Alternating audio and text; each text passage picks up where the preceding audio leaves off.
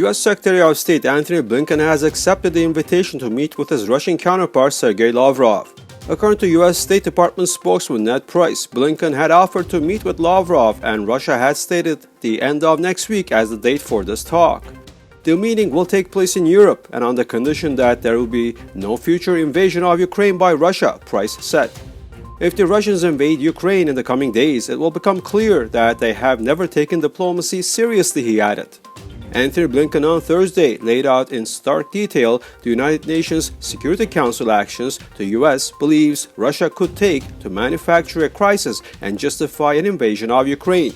Russia plans to manufacture a pretext for its attack, Blinken said, adding the pretext could be a violent event that Russia will blame on Ukraine or an outrageous accusation that Russia will level against the Ukrainian government.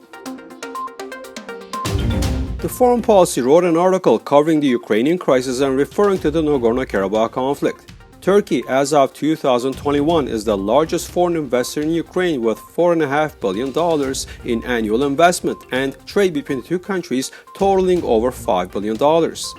During their recent meeting in Kiev, Erdogan and Zelensky signed a free trade deal that they say will boost trade to $10 billion and vastly expanded defense cooperation. Despite this clearly agitating Russian President Vladimir Putin, he called Erdogan shortly after the drones were deployed. Ankara has not signaled it with stop supplying drones to Kiev. However, Erdogan is unlikely to go as far as he did in supporting Azerbaijan directly in its recent war with Armenia, the authors noted. The Erdogan-Putin relationship is one solidified not by institutions but by a strong handshake between two charismatic leaders who tend to shape the state in their image, according to Aslı Aydın Taşbaş, a journalist and senior policy fellow at the European Council on Foreign Relations. Azerbaijani President Ilham Aliyev is expected to visit Moscow next week, an informed source told Turan news agency, the latter reported. The visit is expected to become a new milestone in the development of Azerbaijani-Russian relations as well as in the strengthening of regional security. Aliyev and Russian President Vladimir Putin lastly communicated by phone on January the 18th. They exchanged views on Ukraine and in the context of the Azerbaijani leader's January the 14th visit to Kiev, where he had talks with Ukrainian President Vladimir Zelensky.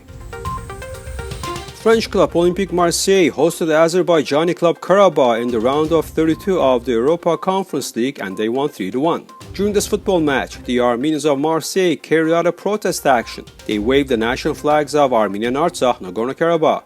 Also, they held banners that read, "Karabakh, Artsakh is Armenia, Azerbaijan is a criminal country," and "Shushi, not Shusha." At its special sitting Friday, the Artsakh Nagorno-Karabakh Parliament unanimously passed the draft law on occupied territories. The bill was adopted by 30 votes in favor, and all the MPs in attendance voted in its favor.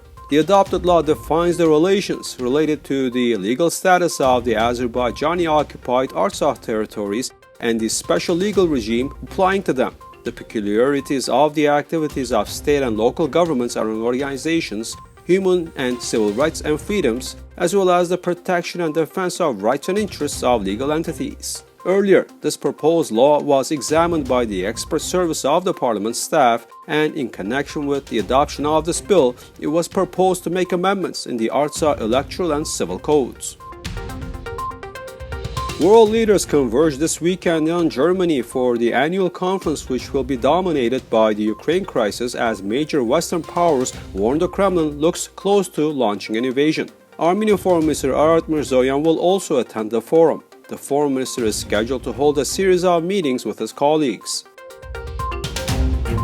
The social media users are discussing the latest interview of Armenian ex-president Robert KOCHARYAN, who proposed to nominate a spiritual leader for the president's post. He noted that one of the spiritual leaders of the Armenian Apostolic Church, who enjoys universal respect, should be nominated if we want to have an impartial president who will be guided only by the national interest. Opposition Armenia Party MP and constitutional expert Aram Vartevanian noted that the constitution does not prohibit nomination of the spiritual leader as a presidential candidate.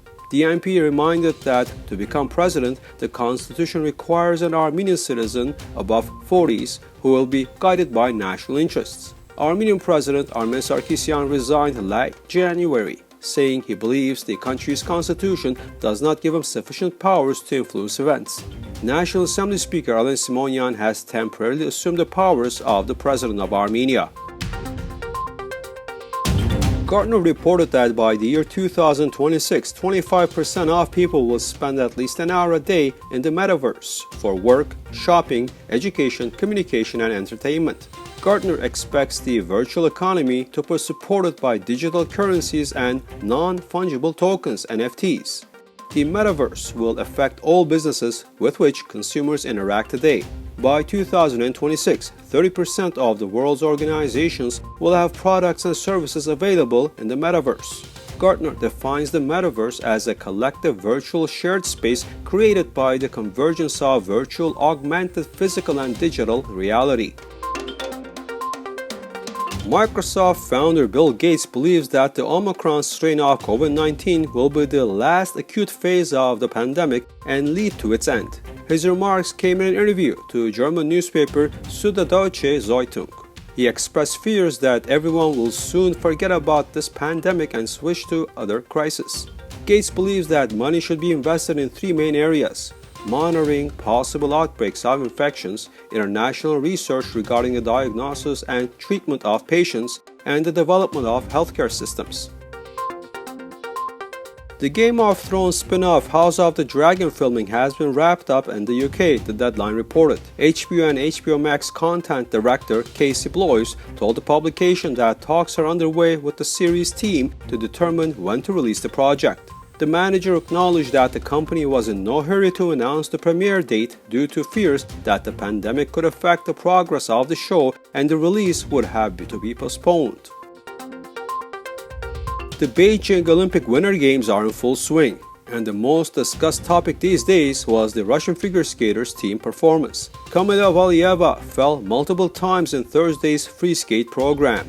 The 15-year-old, who is at the center of a doping scandal, finished fourth at the ROC's Anna Shkarbova and Alexandra Trusova topped the podium. Runner-up Alexandra Trusova was also in despair after her history-making 5 quadruple jumps proved not enough to beat teammate Anna Shkarbova to the gold medal. "I hate this sport," she shouted at the side of the rink. "I won't go into the ice again." Meanwhile, Kamila Valieva, 15, tumbled all the way to 4th place as the weight of a doping scandal seemed to crush her spirit. However, there are thoughts that Valieva fell multiple times because the International Olympics Committee predetermined that the traditional celebration would be cancelled if Valieva finished in the top 3 over concerns of later revoking her medal. The Russian teen skater competed despite testing positive for a banned substance back in December last year. The test result just came to light last week after she helped the Russians capture gold in the team competition. And here are other results of the day. Norway won its 15th gold medal of Beijing 2022, a record for a single nation at Winter Games, when Johannes Tingnes Bø won the men's 15-kilometer mass start biathlon. China's Olympic sensation Eileen Gu clinched gold in the half-pipe to become the first free skier to win 3 medals in single games.